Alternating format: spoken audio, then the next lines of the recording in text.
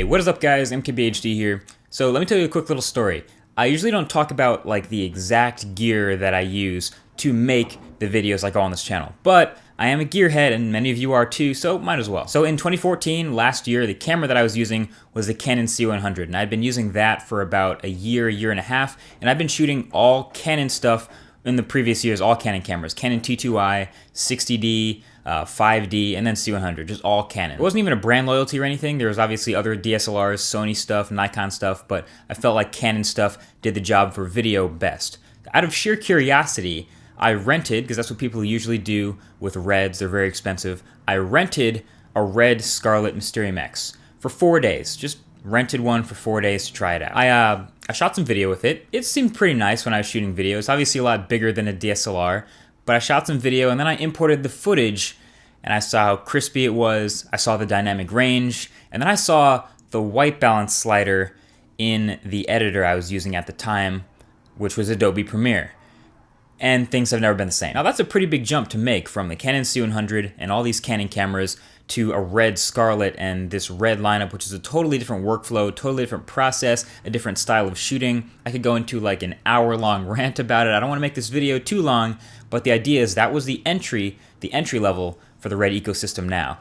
This video is about the new Red ecosystem entry-level camera. It's called the Red Raven. So I got to spend some time with the Raven, which comes out soon. It's not out yet. People start getting their pre-orders in early 2016. And while this is totally still a high-end camera, it is relatively budget, in air quotes, in a lineup that can go for like up to $50,000, $60,000. So Raven will be competitive at around 10,000 bucks. So at that price, you're looking at other cameras like Sony's FS7, F5, Canon C300 Mark II, C500.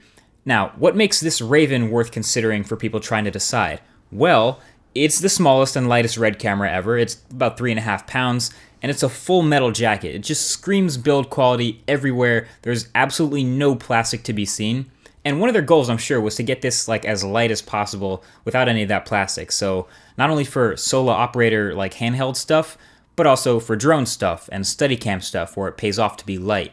And it's built on the body style of all the newer Red cameras. So it reads the same SSD Red mags. It works with the same accessories, so it keeps with Red's theme of modular everything. That's one of the things I talked about in Dope Tech #1, where I talked about the Red weapon. You can get the brain of the camera by itself, but that doesn't really do you much. You add the extra modules you need to get up and running to your ideal setup. So for me, that would be, a single cameraman, sort of lightweight run and gun type of quick shooter. So the Raven's body itself, by itself, is just a box. It's around $6,000. But then it has the SSD reader and the Canon mount built in. And then Red has modules for everything else. So this side handle up top you see here with the Red record button built in, that's launching with the camera, and that record button works via a few pins on the top of the camera. It talks with the handle. The display on top, it's Red's new 4-inch display, which looked pretty clean to me, pretty bright enough to be visible outdoors. It tilts all the way flat, but it doesn't twist. That you can plug in.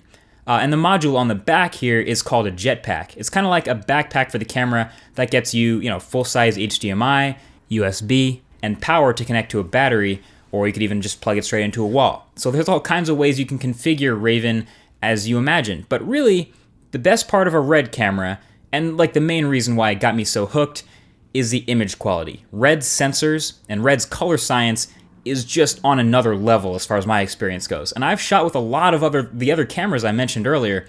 This guy is rocking a 4.5K Dragon sensor, so yes, slightly more than 4K, and at up to 120 frames per second. And it's literally a smaller cut of the same sensor in my Weapon Dragon now. So that awesome Dragon sensor, and it's a 16.5 stops of dynamic range, and all the awesome detail, Red code color, lots of the familiar image quality you're used to from, again, any of Red's other high-end cameras. You could cut between them all and have no problems.